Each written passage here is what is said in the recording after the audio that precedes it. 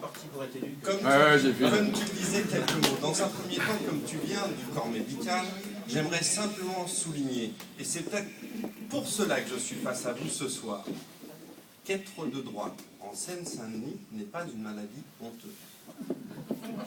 Effectivement, on peut venir d'un milieu modeste, être fils d'ouvrier, avoir été élevé dans une cité HLM, avoir profité et croire encore en l'ascenseur républicain, rester en Seine-Saint-Denis, élever ses 5 enfants en Seine-Saint-Denis et continuer à vivre en Seine-Saint-Denis sans pour cela passer sous les fourches codines de la gauche.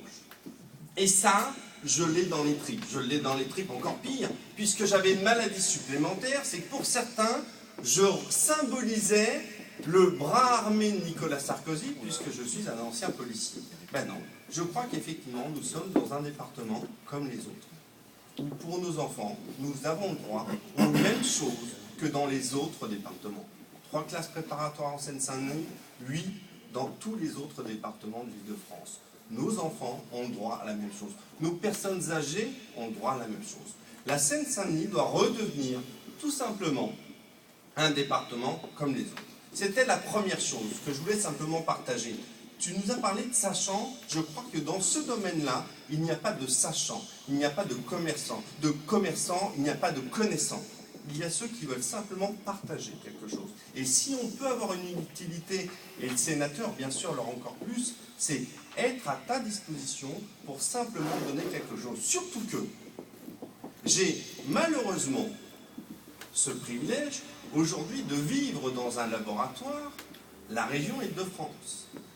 La région Île-de-France qui, après le grand succès de la gauche au régional, 400 000 voix d'avance, 62 élus PS, 57 UMP, 50 Verts. Et quand on voit le mépris avec lequel cette nouvelle gauche traite, en particulier les élus de droite, mais finalement tous les dossiers, avec quelle condescendance ils veulent traiter les ministres. C'est régulièrement, pour les femmes qui sont dans la salle, cette petite jouissance où parce que vous avez des ministres femmes, on leur coupe la parole en disant la parole est terminée. Je pense que nous vivons ce que la France serait s'ils reviennent.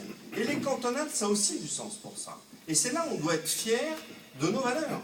C'est de dire attention, on a d'autres échéances à préparer, et la stratégie de l'évitement, de dire on est de droite, mais on n'ose pas trop de dire qu'on est de droite, ben ça va nous revenir à la figure. Et en 2012, à un moment donné, d'autres personnes que nous, peut-être non républicaines, diront nous portons certaines valeurs de droite. Donc je pense que les cantonales, c'est le dernier obstacle qu'il faut faire du rentre-dedans. Merci.